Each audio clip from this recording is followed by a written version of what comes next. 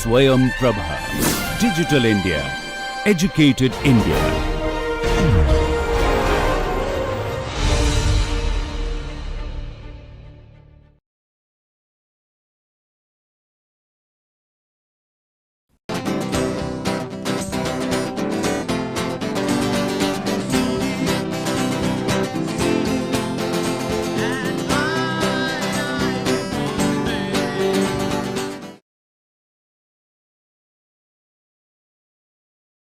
This lecture is titled Divergences and Convergences, and as the title itself indicates, we are interested in reviewing ideas that we have explored earlier, and in addition to that, we also want to keep adding to the previous ideas. So, let us first of all review the ideas that we have explored so far by looking at each one of these carefully. Later on, we will also develop more refined activities around these ideas. So, let us look at this first slide, which tries to recapture what we had said earlier.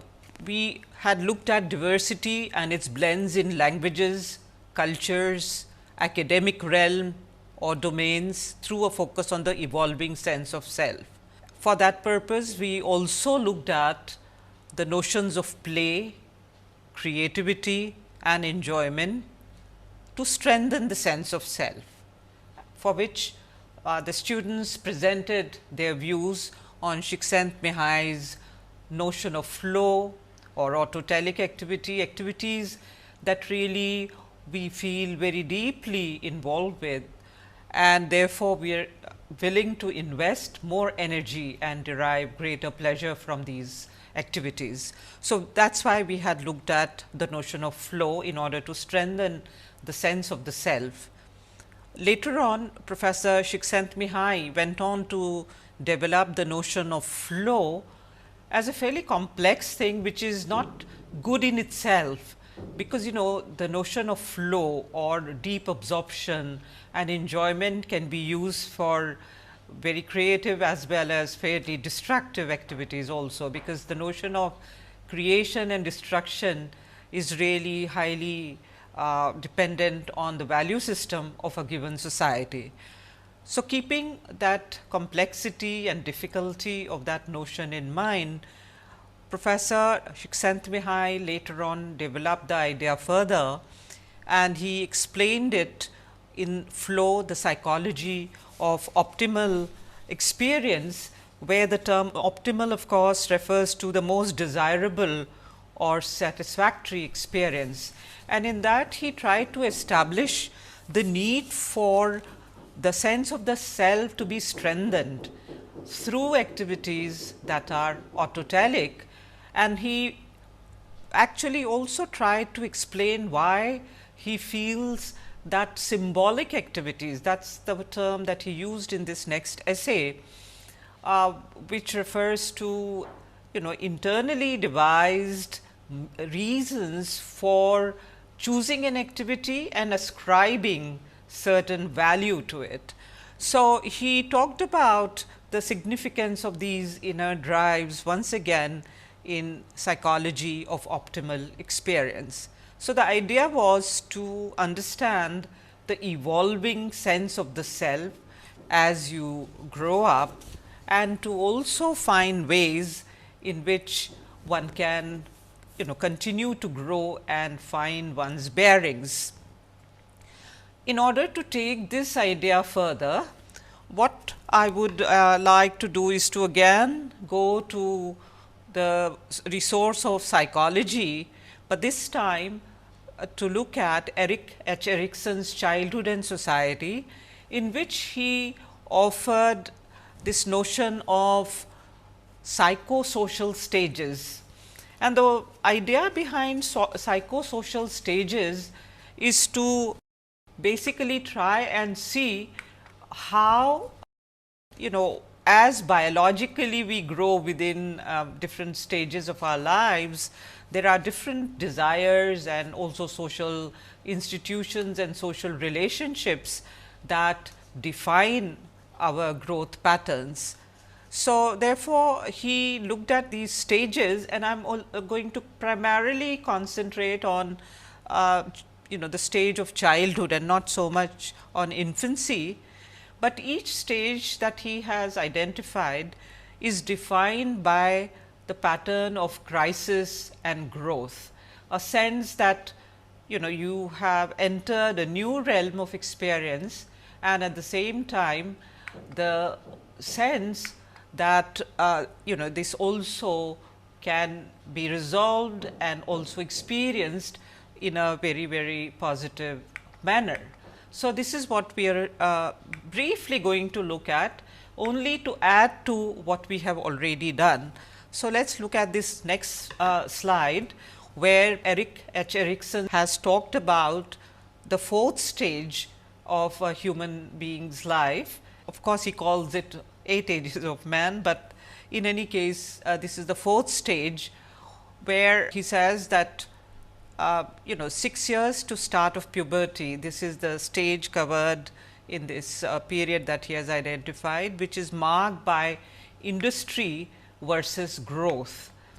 Now, the idea behind this again is, let us try and see what he has to say about this particular stage. According to him, the inner stage seems all set for entrance into life, except that life must be school life. Life must first be school life, whether school is field or jungle or classroom. And that is really a marvelous statement, I thought, because he is not restricted to only societies and economic groups where where childhood is defined through academics, although we belong to that framework, but it can also be a process of learning when a child sort of enters the world of any occupation, training for any occupation, whether the child is in a forest area or wherever. So, now in other words, this is a stage of learning vocations, learning skills for future vocations. And the reason I have chosen this stage for a discussion with you is because I am gradually beginning to also contextualize this whole discussion of creativity in terms of the institutions within which you have grown and the institutions which have also in that sense shaped you. So, let us say this is the first important stage of entry into the world when you are being prepared for a vocation. The second stage is that of adolescence, which according to him is a period which covers 10 to 18 years, and it is defined by identity versus role confusion. These quotations are directly from the book. So, whichever way Professor Erikson has explained the terms, we have retained those references verbatim. Now, in this particular stage, and let me quickly read the relevant part, that in puberty and adolescence, all samenesses and continuities relied on earlier are more or less questioned again. So, there is a sort of kind of consolidation that occurs in a particular stage, and then new sort of abilities have to develop. So, according to him, all samenesses and continuities relied on earlier are more or less questioned again, because of rapidity of body growth, which equals that of early childhood, and because of new addition of genital maturity. So, this is what he has to say, and if we move to the next slide, that refers to youth and adulthood, and this covers a very large period of 19 to 40 years, and the crisis here is related to intimacy versus isolation. So, again here he points out that the strength acquired at any stage is tested by the necessity to transcend it in such a way that the individual can take chances in the next stage with what was most vulnerably precious in the previous one. So, what was vulnerably precious in the previous stage was a sense of identity. Now, in this stage, according to him, the young adult emerging from the search for and the insistence on identity is eager and willing to fuse his or her identity with that of others. I sort of feel very troubled by this constant use of only the male gender. So that's something that I think while using language, I'd like you to remain as gender sensitive as possible. But in any case, according to him, so again this search for identity and then extending that identity, according to him, to fuse the identity with that of others. So, larger sense of participation in the world emerges in this stage. You can keep these stages in mind. I am not really suggesting that it is a very simple kind of a module and a simple kind of framework that will explain everything about each stage, because we craft our and we create our own sort of life patterns also, and the cultural differences can also be so important in defining our identities.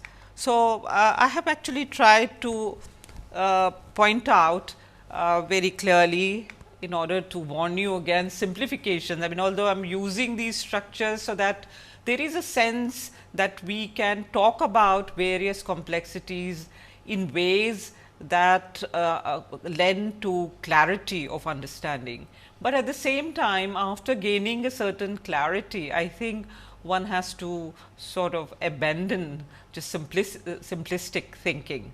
So, that kind of balance between simplistic thinking and clarity, I think I would like you to keep that in mind. And therefore, I would like to point out to you that the complexity of conflict between notions of the individual and society also, they vary such a lot from society to society that this pattern can yield very different results.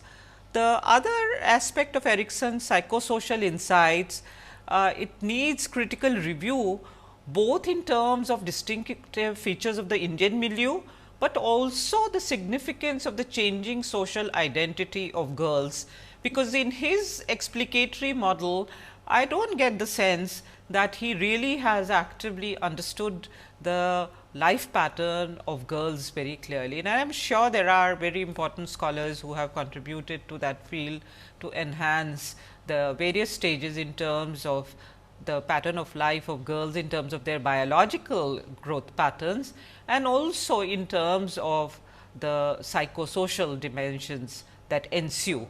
So, this is missing from the study, but we keep this in mind in terms of a certain sense of evolving, the idea of evolving self, the idea of the crucial nature of childhood experience, and so it gives us a kind of anchor and clarity. So, please try and review it critically, but the whole idea is to come back to the context in which right now we are working.